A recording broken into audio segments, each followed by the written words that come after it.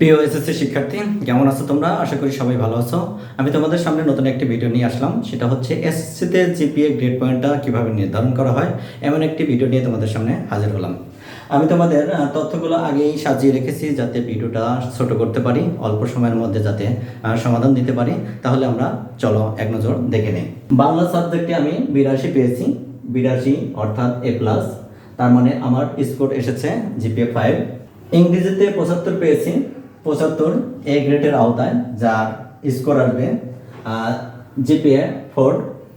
গণিতে পেয়েছি 55, যার গ্রেড আসবে তোমার বি, যার স্কোর আসবে 3।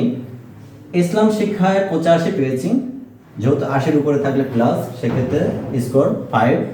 বাংলাদেশ ও বিশ্ব পরিচয় আমি পেয়েছি 70, 70 পেলে এ গ্রেডের আওতায় আসবে, যার স্কোর আসবে 4। পদার্থ বিজ্ঞানে 81 পেয়েছি, যার গ্রেড আসবে A+, স্কোর জিপিএ 5। রসায়ন বিজ্ঞানে আমি 73 পেয়েছি, আমার 73 মানে 70 থেকে 79-এর মধ্যে এ গ্রেড, তার মানে এ গ্রেডের স্কোর আসবে জিপিএ 4।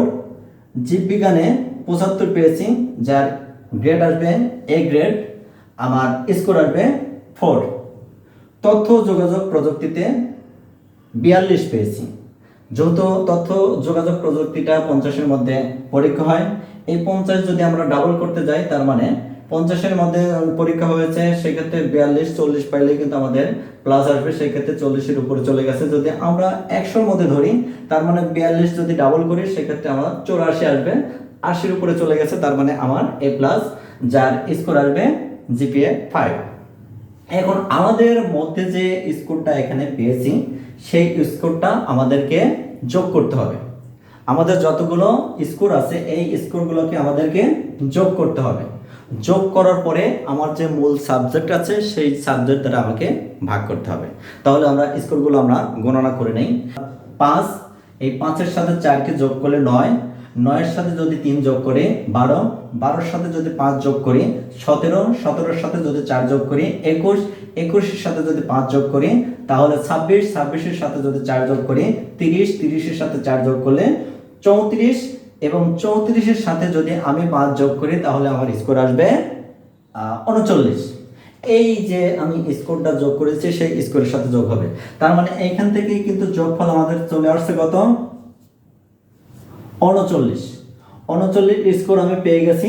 তার মানে এইখানে যে আমার বোনাস যে একটা স্কোর আছে, অর্থাৎ চতুর্থ বিষয়ে আমি পেয়েছি 4 পয়েন্ট। 4 পয়েন্টের মধ্যে থেকে আমার 2টা পয়েন্ট বাদ দিতে হবে। এক কথা, যত স্কোরই থাকুক না কেন চতুর্থ বিষয়ে, এই 2টা স্কোর আমার এখান থেকে বাদ দিতে হবে। যদি জিপিএ 5 হয়, তার মানে 2 বাদ দিলে 3টা যোগ হবে, আর যেহেতু আমি 4 পেয়েছি, সেক্ষেত্রে 2 বাদ দিলে আর 2টা থাকবে। আমার স্কোর এসেছে 41। এই যোগফলের সাথে আমার মূল সাবজেক্ট কয়টা? যোগফলের সাথে আমার মূল সাবজেক্ট হচ্ছে 9টা। টোটাল আমার 10টা সাবজেক্ট হলেও কিন্তু 10টা কিন্তু এটার সাথে যাবে না, কারণ এখানে কিন্তু মূল আমার বলা হচ্ছে মূল সাবজেক্টের সাথে তোমাকে ভাগ করতে হবে। তার মানে আমার মূল সাবজেক্ট হচ্ছে 9টা। মূল সাবজেক্টের সাথে আমাকে যে স্কোরটা আমার যোগফল এসেছে সেটা ভাগ দিতে হবে। ভাগ দেওয়ার পরে আমার স্কোর এসেছে, স্কোরটা আমরা ক্যালকুলেটর দিয়ে দেখে নেই। আমাদের স্কোর এসেছে 41। এই 41কে আমরা মূল সাবজেক্ট দ্বারা ভাগ করব। আমাদের মূল সাবজেক্ট হচ্ছে 9। এই 9 দ্বারা ভাগ করে আমাদের রেজাল্ট এসেছে 4.55, অর্থাৎ 4.55।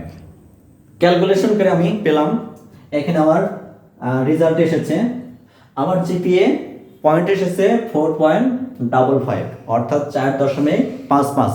এটাই হচ্ছে আমার গ্রেড পয়েন্ট অ্যাভারেজ, অর্থাৎ জিপিএ। এটাই হচ্ছে আমার গ্রেড পয়েন্ট অ্যাভারেজ। তাহলে তোমরা নিশ্চয়ই বুঝতে পেরেছো ভিডিওটা দেখে। অনেকে প্রশ্ন করে জিপিএ শব্দের অর্থটা কি? এই জিপিএ শব্দের অর্থই হচ্ছে গ্রেড পয়েন্ট অ্যাভারেজ। এই ভিডিও থেকে নিশ্চয়ই বুঝতে পেরেছো জিপিএ গ্রেড পয়েন্ট অ্যাভারেজটা কিভাবে নির্ণয় করা হয়। যদি এসএসসি পরীক্ষা সম্পর্কে কোনো ব্যক্তির, যদি কোনো স্টুডেন্টের যদি কোনো প্রশ্ন থেকে থাকে, অবশ্যই কমেন্ট বক্সে জানাবেন। আগামী দিনে আগামী ভিডিওতে তোমাদের সমাধান নিয়ে আবার ভিডিও নিয়ে হাজির হব। সবাই ভালো থেকো, সুস্থ থেকো, এই প্রত্যাশায় আজকের মতো এখানেই শেষ করছি। আল্লাহ হাফেজ।